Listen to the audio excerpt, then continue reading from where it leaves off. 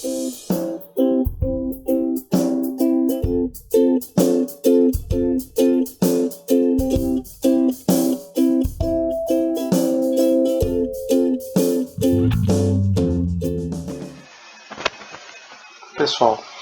vamos dar uma conversadinha então sobre números complexos, que é base porque a gente precisa para entender lá os nossos fazores, certo? Visto que fazor é uma representação e utiliza da ferramenta números complexos para fazer análise. Então, pessoal, eu vou começar com o número complexo na forma retangular. Existem duas formas de representação. Uma é a forma retangular e a outra é a forma polar. Na forma retangular, eu vou trabalhar com um diagrama x e y, certo? Onde eu vou representar aqui os números complexos. Parte real e parte imaginária.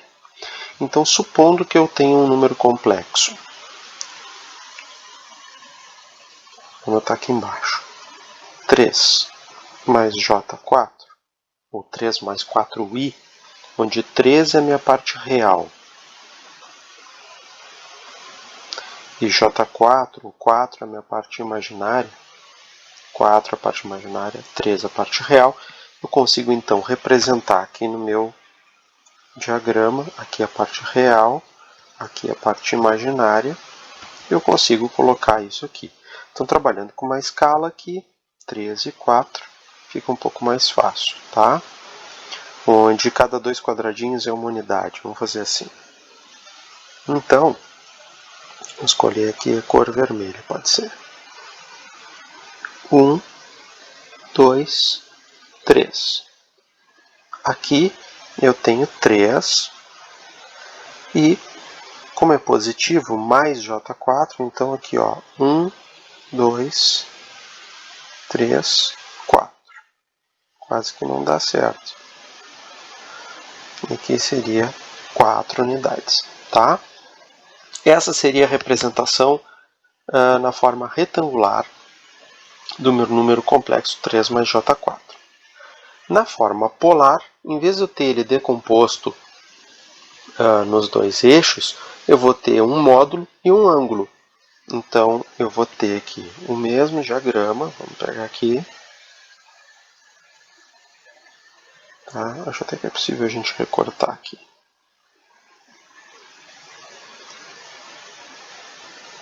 Copia e cola.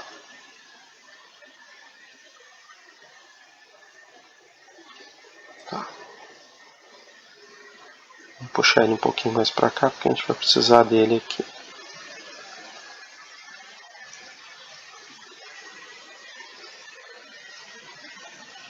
Colocamos na mesma posição.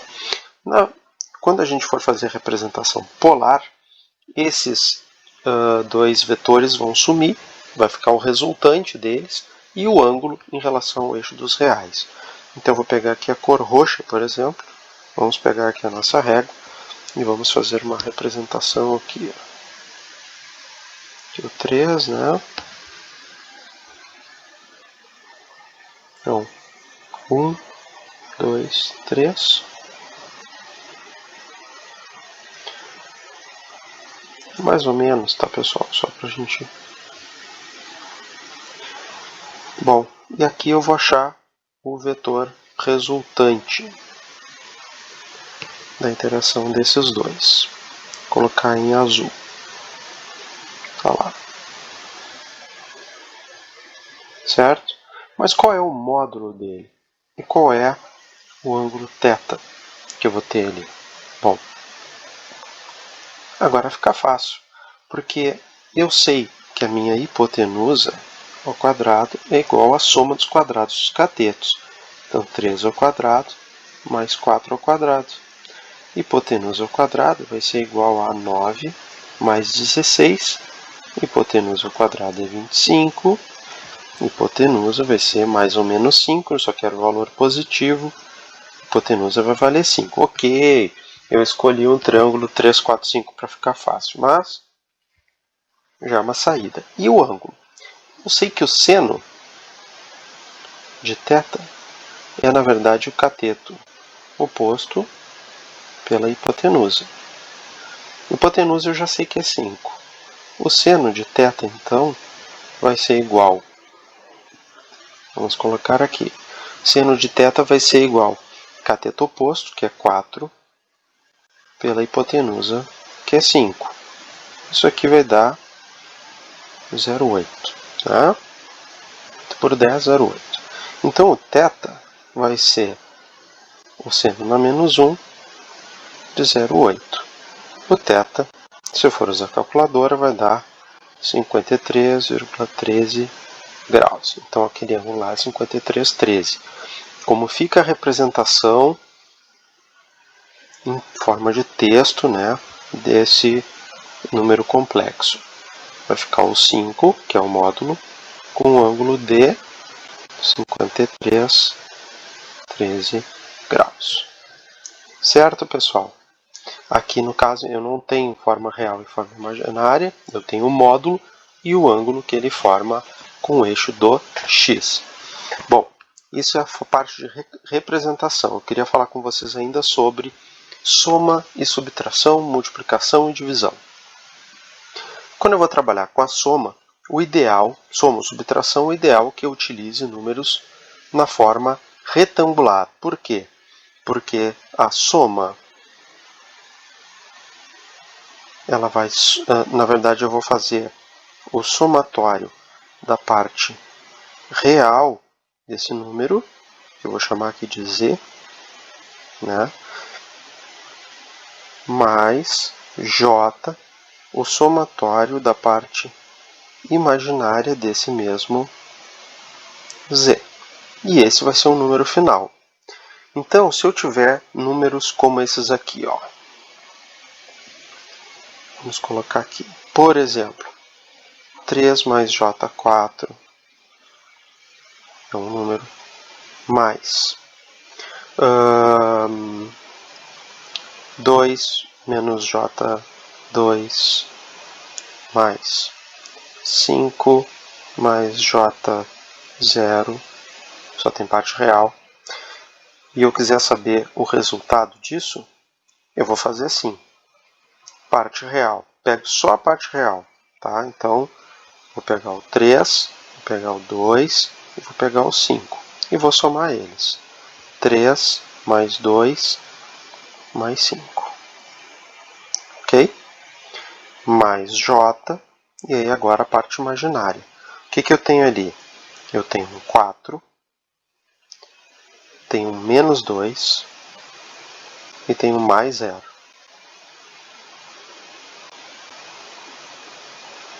Tá? 3 mais 2 é 5, mais 5, 10, mais j, 4 menos 2 é 2, mais 0, 2.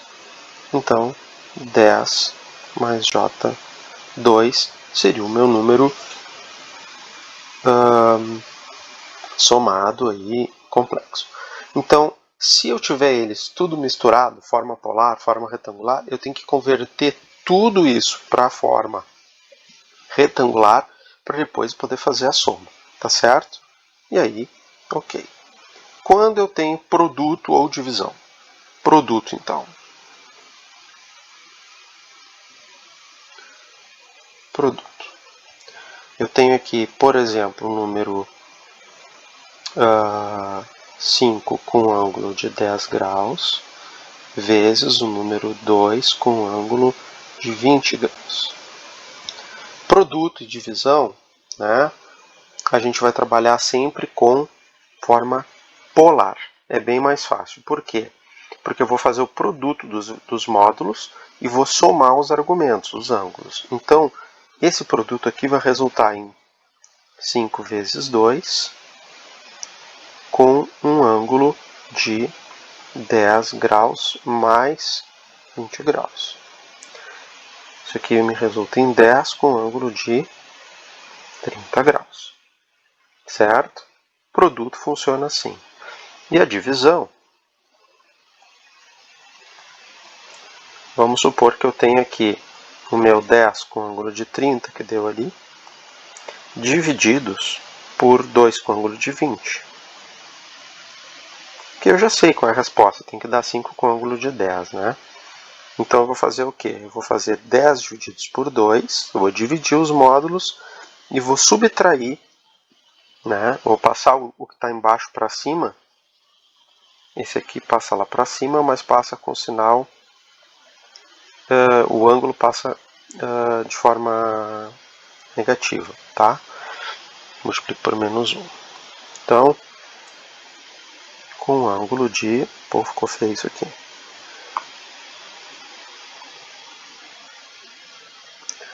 30 graus menos 20 graus, tá? Isso aí vai resultar em 5 com ângulo de 10 menos 20, 30 menos 20, 10 graus, que é o que eu queria lá em cima. Bom, se não tiver na forma polar, eu sou obrigado a fazer a conversão. Como é que eu faço a conversão? Como eu fiz aqui em cima, certo? O que eu não fiz para vocês é quando eu tenho, por exemplo, vamos imaginar que eu tenho esse número aqui e eu quero ele na forma retangular.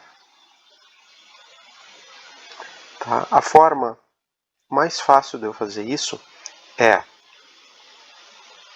eu tenho aqui o módulo, então eu quero ele na forma polar. Vamos ver só uma coisinha. Ele está assim, né?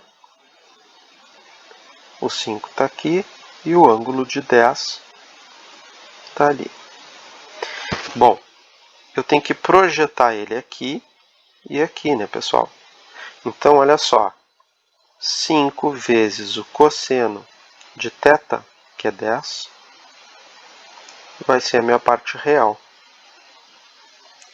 E a minha parte imaginária vai ser 5 vezes o seno desse ângulo de 10 graus. Né? Eu vou projetar ele em x, o ângulo está aqui dentro, cosseno. E o seno vai estar aqui projetando em y. Tá? Como é que eu escrevo isso aqui? 5 vezes o cosseno de 10, aí tem que saber quanto vale o cosseno de 10, tá? 5 vezes o cosseno de 10 mais j, 5 vezes seno de 10 graus. Tá ok? E aí eu consigo converter de polar para retangular. Certo, pessoal? Bom, a ideia era essa, era deixar vocês com algum material aí para conversão, relembrar ou mesmo pegar algumas dicas iniciais para trabalhar com números complexos.